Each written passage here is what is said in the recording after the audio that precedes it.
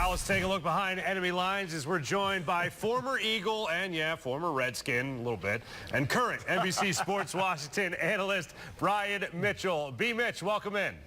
How y'all doing, man? What's going on? We're feeling good. We're hoping that the Redskins don't play the role of spoiler. We know that they're going to try to ruin the Eagles' playoff chances. How motivated do you expect the Washington Redskins to be come Sunday against the Eagles?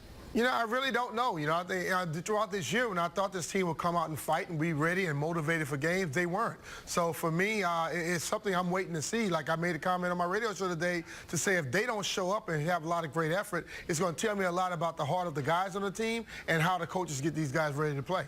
Being a former player yourself, how powerful can that role of spoiler be when you just approach it with that mentality? Well, I just think ultimately when you step on a football field, you want to win. It's hard to win in the NFL, but if you can knock out a team that's in your division, knock them out the playoffs, that's a good thing for you. Plus, it also gives you a jump start into the offseason. If you lose that game going into the offseason, what's going to motivate you to get back and work out and try to get prepared for next year? Winning gives you a little bit more energy to go out there and get it done. When you lose it, you're going to be soaking and worry about what happened, what I didn't do. So I would think going out with a win would be a big thing. Josh Johnson, the Redskins quarterback, trying to provide a little bit of a spark. Still has yet, I believe, to eclipse the 200-yard passing mark on the season. But what have you really seen from him so far this year to try to get that offense going? Well, effort. To be honest with you, I see a guy who comes into the game prepared. He gives us some effort, and he used every ability that he has. He not only he's been throwing the ball, I think, okay, but he also used his legs to extend plays, extend the drive.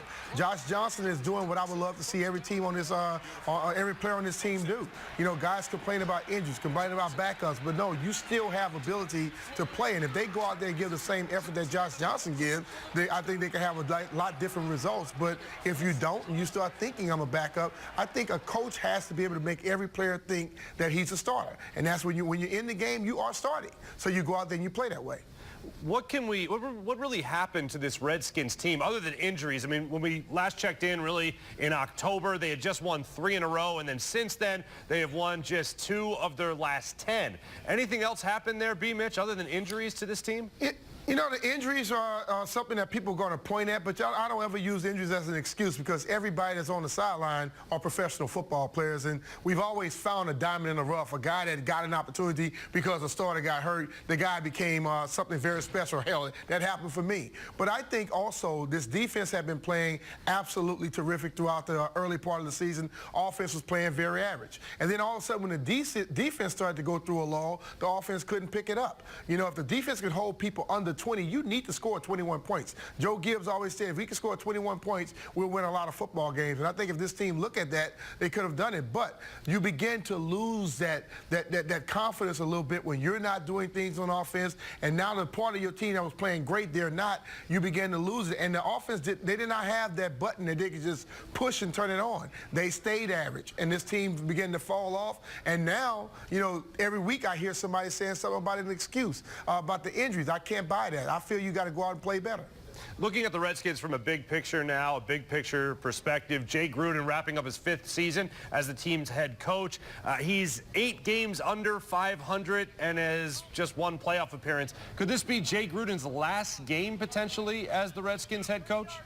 In the real world, yes, but I don't think that it's going to be that way. I think the fact when you see DJ Swearinger get released at this late part of the season, this made everyone around here thinks that has empowered Jay that he may be back.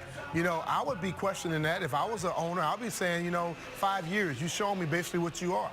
You're an average head coach. And I would be thinking about it, but I don't really believe that's going to happen, especially when you have Bruce Allen still in charge. Now, you're looking at a guy like DJ Swearinger who was just released by the team. The Redskins, you talked about with their defense, really didn't seem to be in a position to eliminate a leader like that. What did you make of his being released?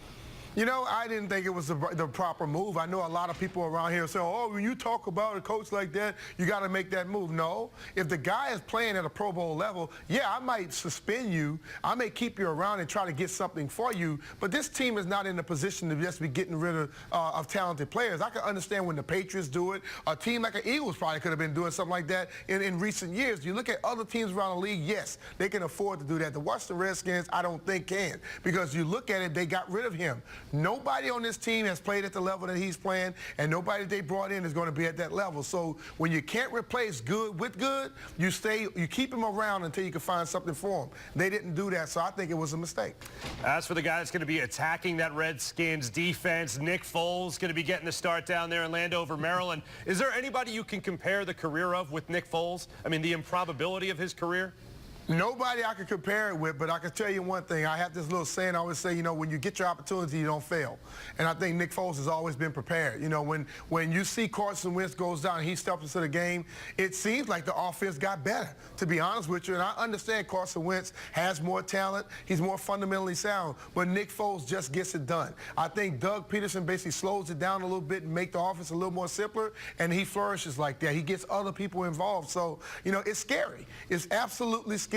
And people go, well, we should go after them down here. No, if I'm the Eagles, Nick Foles is never leaving my sideline until he wants to leave. I will always have him there because he can play when he gets that opportunity. Fair enough. And B. Mitch, before we let you go, we got to get your prediction on this kickoff Sunday, 4:25, Eagles, Skins. Who do you got?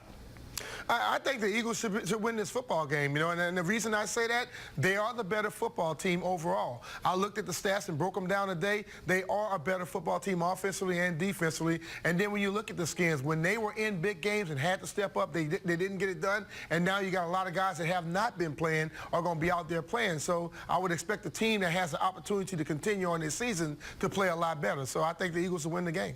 Brian Mitchell from NBC Sports Washington. Always great catching up with you, B. Mitch. Thanks so much. Appreciate it, man.